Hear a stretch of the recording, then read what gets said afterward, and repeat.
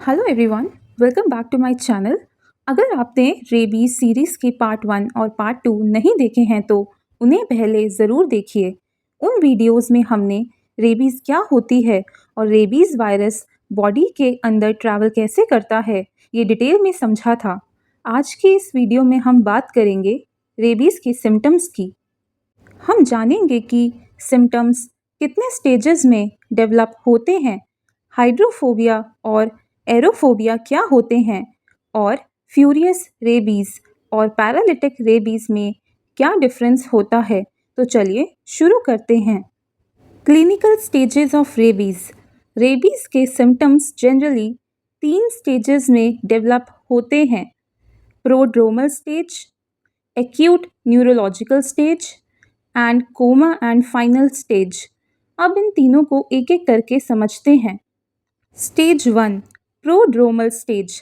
ये रेबीज का सबसे पहला सिम्टोमेटिक स्टेज होता है। इस स्टेज की ड्यूरेशन आमतौर पर 2 से 10 दिन होती है। शुरू में सिम्टम्स बिल्कुल नॉर्मल वायरल इन्फेक्शन जैसे लगते हैं, जैसे फीवर, हेडेक, वीकनेस, फटीग, मलेज यानी पूरी बॉडी में डिस्कम्फर्ट फील होना, लॉस ऑफ एपेटाइट। इस वजह से शुरू में कई लोगों को पता भी नहीं चलता कि उन्हें रेबीज डेवलप हो रही है।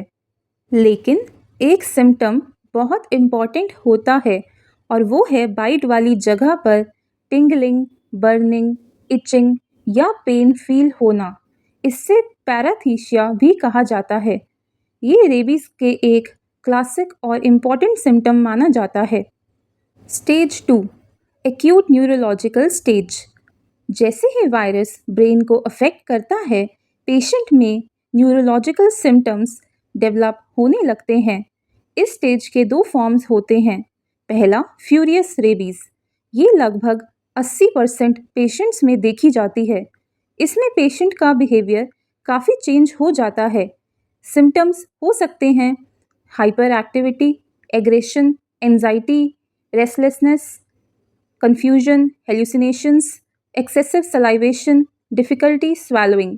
अब सबसे फेमस सिम्टम है hydrophobia. What is hydrophobia? Hydrophobia का मतलब सिर्फ पानी से डरना नहीं होता। एक्चुअली जब पेशेंट पानी पीने की कोशिश करता है तो उसके थ्रोट और स्वेलविंग मसल्स में बहुत पेनफुल स्पाज्म होते हैं। इसीलिए पेशेंट पानी देखकर या पीने की कोशिश करते ही घबरा जाता है और पानी पीने से बचने लगता है। इसी वजह से इसे हाइड्रोफोबिया यानी फियर ऑफ वाटर कहा जाता है। What is aerophobia? इसी तरह कुछ पेशेंट्स में एरोफोबिया भी डेवलप होती है। एरोफोबिया का मतलब है हवा के झोंके या एयर मूवमेंट से भी थ्रोट मसल्स में स्पाज्म ट्रिगर हो जाना, यानी सिर्फ हल्की सी हवा लगने पर भी पेशेंट को तकलीफ हो सकती है। Excessive salivation. रेबीज में सलाइवा बहुत ज़्यादा बनने लगती है, लेकिन पेशेंट प्रॉपरली स्वैलो नहीं कर पाता, इसीलिए माउथ से सलाइवा बाहर आती रहती है। ये भी रेबीज का एक क्लासिक सिम्टम है। So first is the furious rabies and second is the paralytic rabies.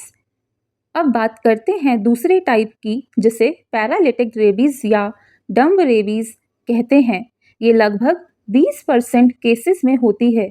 इसमें पेशेंट एग्रेसिव नहीं होता, इसके बजाय मसल्स धीरे धीरे वीक होने लगती हैं। सिम्टम्स में शामिल है progressive muscle weakness, flaccid paralysis, reflexes कम हो जाना, चलने में दिक्कत, हाथ और पैर कमज़ोर होना। अगर पैरालिसिस रेस्पिरेटरी मसल्स तक पहुंच जाए तो पेशेंट को सांस लेने में भी प्रॉब्लम होने लगती है। Stage 3, coma and final stage. अगर इस स्टेज तक ट्रीटमेंट शुरू नहीं हुआ हो और सिम्टम्स डेवलप हो चुके हों तो डिजीज़ और सीवियर हो जाती है। पेशेंट कोमा में चला जा सकता है। ब्रेन स्टेम के डैमेज होने की वजह से ब्रीदिंग कंट्रोल नहीं हो पाती। आखिर में रेस्पिरेटरी फेलियर, कार्डियक अरेस्ट और पेशेंट की डेथ हो सकती है। इसी वजह से रेबीज को सिम्टम्स आने के बाद ऑलमोस्ट 100% फैटल डिजीज़ माना जाता है। Important clinical point. एक बहुत इम्पॉर्टेंट बात याद रखिए रेबीज़ का ट्रीटमेंट सिम्टम्स आने के बाद इफ़ेक्टिव नहीं होता, इसीलिए अगर किसी एनिमल ने बाइट किया है तो सिम्टम्स का वेट कभी मत कीजिए। जितनी जल्दी वुंड वॉश करेंगे और रेबीज़ वैक्सीन शुरू होगी, उतना ही इन्फेक्शन को प्रिवेंट किया जा सकता है। तो दोस्तों, आज की वीडियो में हमने रेबीज़ के तीनों क्लिनिकल स्टेजेस और फ्यूरियस रेबीज़ और पैरालिटिक रेबीज़ के बीच का डिफरेंस समझा। पार्ट 4 में हम बात करेंगे रेबीज़ की डायग्नोसिस कैसे होती है, एनिमल बाइट के तुरंत बाद फर्स्ट एड क्या देनी चाहिए, रेबीज़ इम्यूनोग्लोबिन क्या होता है, रेबीज़ वैक्सीन कब और कैसे लगती है। अगर वीडियो हेल्पफुल लगी हो तो लाइक करें, चैनल को सब्सक्राइब करें और बेल आइकन ज़रूर प्रेस करें। Thanks for watching. See you in the next video.